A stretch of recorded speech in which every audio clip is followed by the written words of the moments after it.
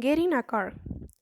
As the head of a family, I have many decisions to make about how my husband and I spend our money. We need to figure out the way to get the most out of what we make at our jobs.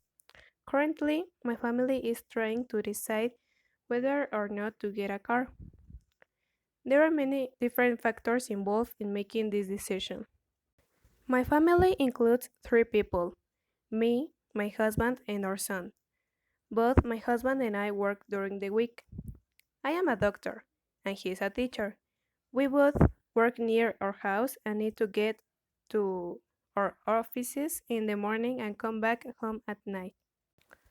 Our son goes to school every day and plays sports and sees his friends after school. A car will help us get to all these places quickly and easily. For a while now, we have been taking buses to travel.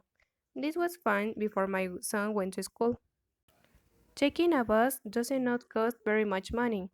Buying a bus pass is less expensive than paying for gas for a car.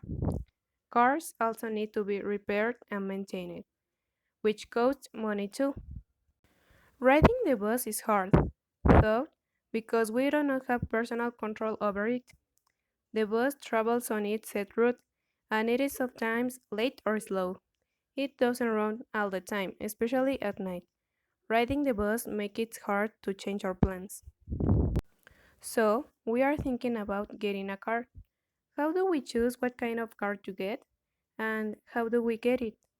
We have a few options. One is to lease a car, which means to rent it for a period of time. This is good because it is a little cheaper than buying a car, and we won't have to own it forever.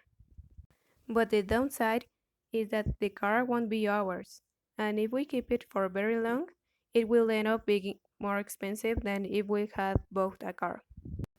The other option is buying a car, which we will have until the car stops working or we decide to sell it.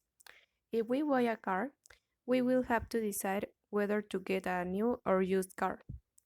A new car will probably be better than a used car and will last longer than a used car. It will be more expensive though. A used car, on the other hand, may be cheaper, but it will be probably not last as long. Also, a used car is usually more likely to break and need repairs, which could be very expensive.